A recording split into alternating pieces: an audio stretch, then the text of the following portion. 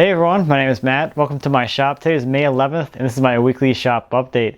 So I hope you really enjoyed the video I posted yesterday on taking the secretary desk out into the woods and doing the photo shoot. That was a lot of fun to not only make that video but to be just taking it out there and taking the pictures of it out there, because it was a really great setting for just taking pictures.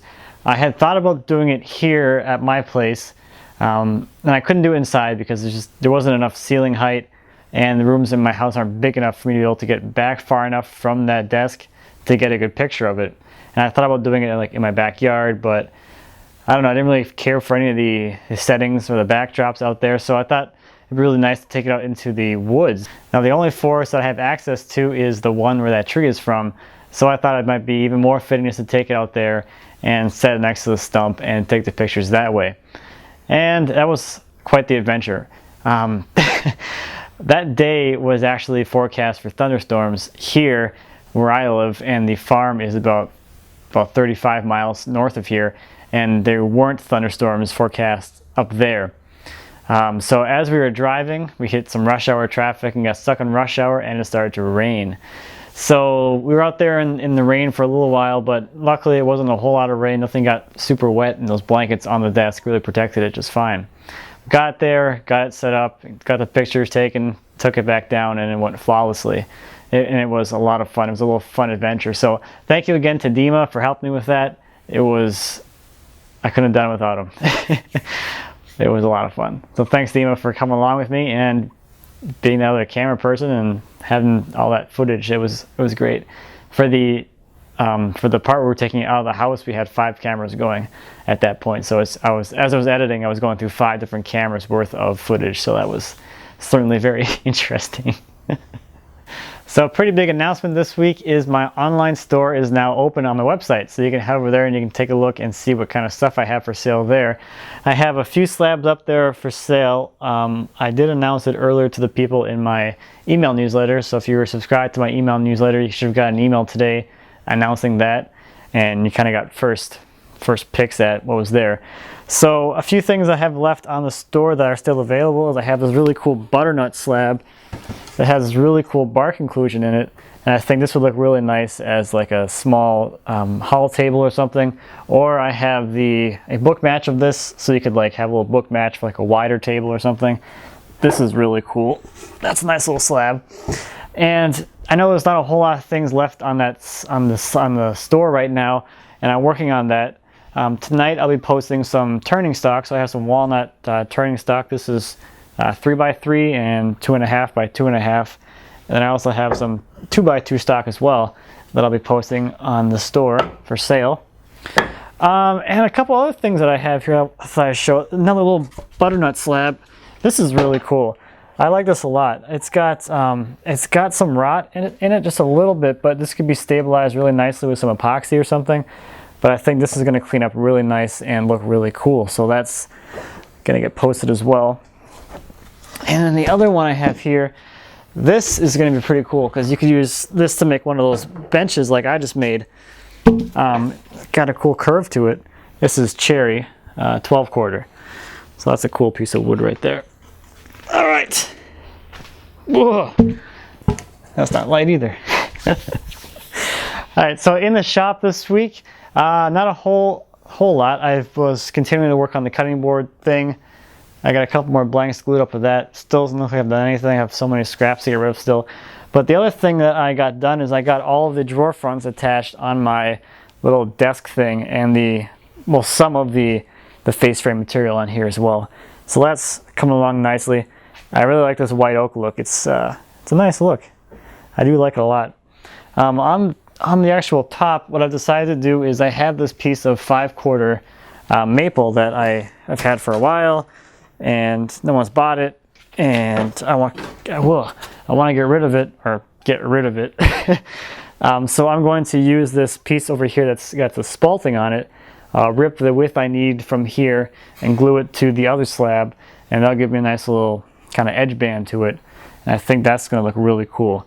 The slab that I surfaced is at 1 3/16 right now, and this is 5-quarter, 1 1/4. So I have plenty of room here to attach that and get them all flushed up without an issue.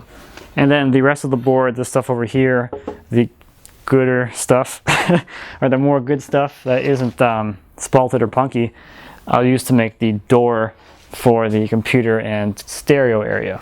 So this past weekend, I actually spent most of the time working on our flooring project. I did a few things to get that floor to be leveled. The first thing I did, which I didn't realize it until I was kind of looking around at the joists in here, I figured while I had the underlayment off and I was just down to the subfloor and the joists, I would kind of address some of the squeakiness of the floor. So as I was looking at the structure here, I noticed that a lot of the joists, almost all of them, they weren't actually flush with the top of the I-beam that's in here. So in this space here, I have an I-beam that runs across the garage, and then the joists nest into that I-beam and go out from there on both sides. So a lot of the joists actually were set in there so that they were not flush to the top of the beam, they were actually lower.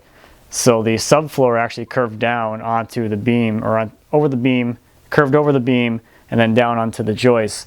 And as you stepped on it, it would actually move a lot, because a lot of them actually weren't resting on the beam either. So they had a gap on the top and a gap on the bottom.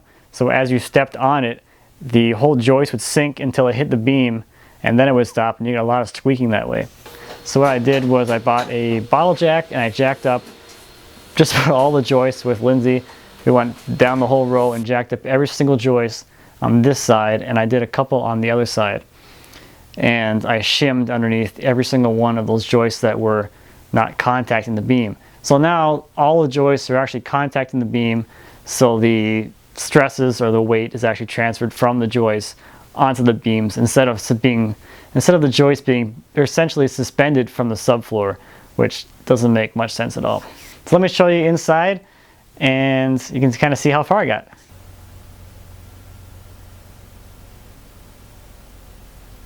Alright, so here's how far I got.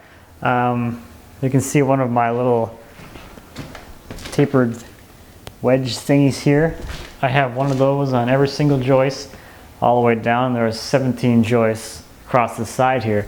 So this is as far as I got this weekend. I got all this stuff laid in. I still have to screw it all down, or at least screw it down a lot more. I just have a few screws in each sheet just to hold them in place right now.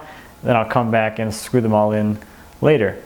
But it's going along really well, and I figured while we're up here, we can take a look at this piece over here, which I made a few years ago. So this is a TV stand that I made about 3 years ago, and it's made out of walnut, and it has these really awesome crotch panels in the front. And it's all solid wood construction. It's all solid walnut. Everything is walnut, except actually even the backboards are walnut as well.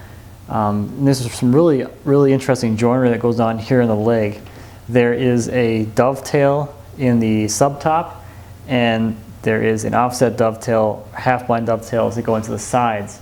And that's how those are joined together. So it's a really unique joint that I don't know if someone's done it before, but it's really cool. It's offset. And then there's a stub tenon down here on the, whatever you want to call this, the lower part here that goes into the leg as well. So there's some really interesting joinery that goes on in this piece.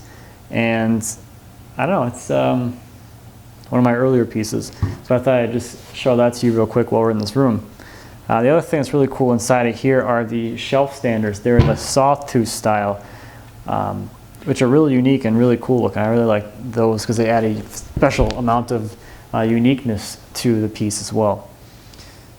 So anyway, that's this thing here, and this is my fun room that'll be full of wood flooring at some point. That's all I have for this week. Thank you as always for watching. I greatly appreciate it. If you have any questions or comments about anything I talked about today, or anything here in my home, my shop, or maybe this thing over here, please feel free to leave me a comment. As always, I appreciate those, and I'd be happy to answer any questions you might have. And until next time, happy woodworking.